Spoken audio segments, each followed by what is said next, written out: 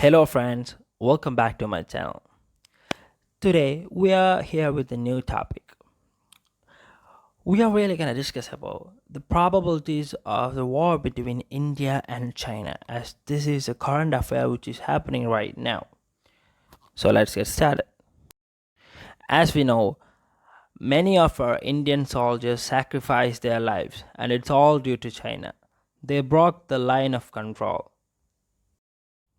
So this attack should be a really looked after attack, because after 1968 Indo-China war, China never attacked India in this instance. As we know, India never attacked any countries in the last 10,000 years.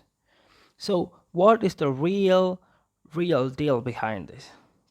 So friends, today I'm gonna share a few points which I think, in my point of view, as the main causes why China attacked India.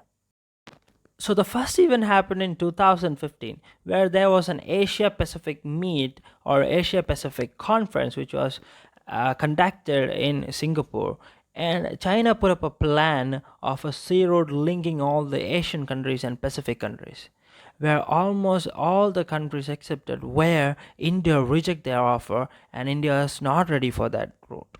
Next one happened when China put up an idea of Belt and Road, where China planned to widen their sails through building a road connecting China, Afghanistan, Pakistan, Nepal, Bhutan, Myanmar, Bangladesh, India, and Sri Lanka, which means they are really trying to connect the South Asian countries. Again, India rejected their offer, as they were really furious, because India was their best market to sell anything as their products. So the next thing which made China more furious against India was India, after implementing Article 370, which considered Ladakh as the Central Union Territory. India has ordered a fleet of tank and missile launchers at Ladakh and Siachen Glacier, so which made that point of the border a more dangerous and a thick one.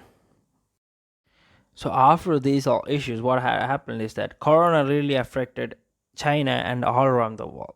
At that point, the people of China has lost faith in their president Xi Jinping. And what he did was he made China to invest in many other countries at this point of Corona, where the shares of all the companies amount was very less. So the price of the shares were so less, so that China tried to buy most of the shares of many Indian companies, which followed up by HDFC Bank and all. Then what India does was, the Narendra Modi government made a change in the FDI policy reform, so that it made China to leave the country with a very less amount of share in their pocket. At this event, what really happened was that WHO has inquired China if the coronavirus was made in the lab or was it natural. So what really happened is that India supported WHO by saying that it was made in the lab, and China was trying to start a biowar, which made China very upset. So these are the reasons which I think which made China so furious to attack India and take place in this action. So I know what you guys may be thinking. Some of you may be thinking, why didn't China attack before? China didn't attack before, like December, January, or February, but June. There's a reason. China didn't attack India at those time because that was the snow melting time, and you couldn't see it through that. As we know, India's border is actually in the topest mountain regions at that point, so the Chinese cannot attack through that point. But now what really happened is that the snow has melted at this time, and the Chinese could attack at this point. So that is how the attack has happened. And the next thing is that now we are gonna evaluate and analyze how strong is the Indian military and how strong is the Chinese military. Now coming to the statistics. India has 1 crore 44 lakhs 4,000 active personnel in the military, whereas China has 2 crores 18 lakhs and 3,000 active personnel. Whereas coming to the reserves, India has 2 crores 1 lakh reserves, whereas China only has 5,10,000 reserve personnels. Now, coming to the Air Force, India has 2,123 aircrafts, whereas Chinese has 3,210 aircrafts. Now, coming to the attack aircrafts, India has 538 attack aircrafts, whereas China has 1,232 attack aircrafts. Now, coming to the transport vehicles, India has 250 transport aircrafts, whereas China has only 224. Now, special missions. India has 77 units of special mission vehicles, whereas Chinese have 111. Now, coming to the helicopters, India has 722 helicopters, whereas Chinese has 911. Now, coming to the tanks, India has 4,292 combat tanks, whereas Chinese only has 3,500 tanks. Now, armored vehicle.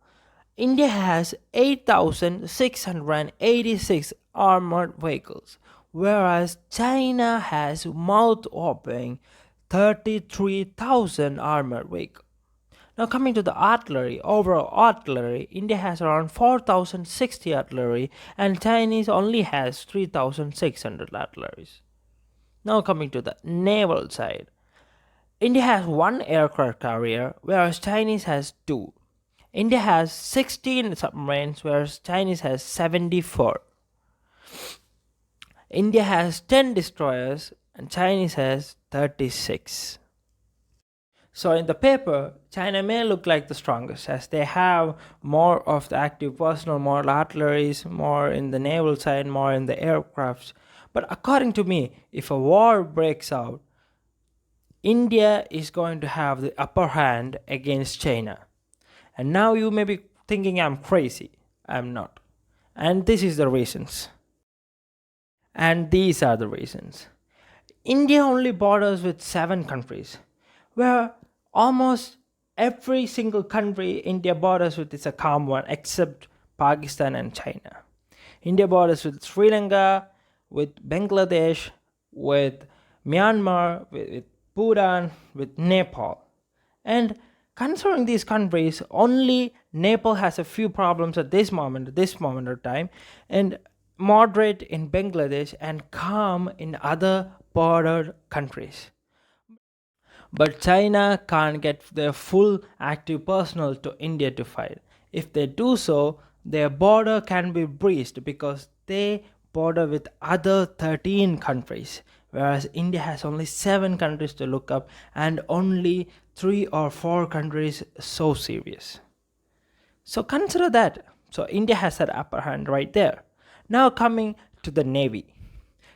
The Navy side, India has an upper hand. You know why? Because there's no forces of China which can beat India in Navy or the naval forces. Because China cannot travel this far and come to India and fight. Because they have to cross all the other Asian countries and through the ceiling. At that point, India can perfectly place a naval fleet against them. So I don't think Navy is a way that they're gonna fight with. But now I know what you guys gotta thinking of. You guys gotta be thinking of the aircrafts, right? The Air Force. Yes, in numbers, in statistics, China is strong or stronger than India as they have more aircraft, they have more attack aircraft, they have more attack helicopters and all. But the thing is that India has around so many aircrafts which is bought from other countries, which was tested in wars, fights, and little operations and all. For example, the Rafale, the F-15, everything was checked in war, and it is proven to be one of the most elite and the best aircrafts at this moment in this world. Whereas in China, the aircrafts are all made in Chinese. And the thing is that they never went with war with any countries after they made these aircrafts. So they never tested this aircraft and nobody knows how good it is. So it may fail very poorly as they never tested. They may be demo tested, they may be flight tested, but they never tested it in a real fight. So that is also a very, very poor point. And if they could really get over India in their good quality aircrafts, they can't pass the Seychelles or the K2 or any of the borders. The reason is that India already has a fleet which was set by Narendra Modi government at the point when Ladakh was considered to be a Central Union territory. They have a fleet of tanks, missile launchers, everything set up on there. So the chances of China depleting the border and coming to India is very, very thin. And if there's a war breakdown, this may become the next world war, considering America has openly agreed to fight against China and they are ready to get an alliance with India. And if that happens, if America is gonna support India, Russia may support China. And if Russia supports China, the NATO countries are gonna support India. And if NATO countries are supporting, many Asian countries are gonna support China. And this may turn into a world war, but I hope nothing happens and everybody is safe. But what China is doing right now, they are occupying our Indian land. The Indian map was different and now it's different. It's all due to their conquering point of view. As now, they should be scared as it's different from other prime ministers of India. Now, Narendra Modi has decided and said to them that India is not going to sit quietly if you attack or trying to conquer anything from India. India is going to fight back. And he really means that. So I hope China gets the point and they be calm. So thank you so much for watching, guys. I hope I'll be back soon with a great video. Please stay tuned, like, share and subscribe. I'll be back. Thank you.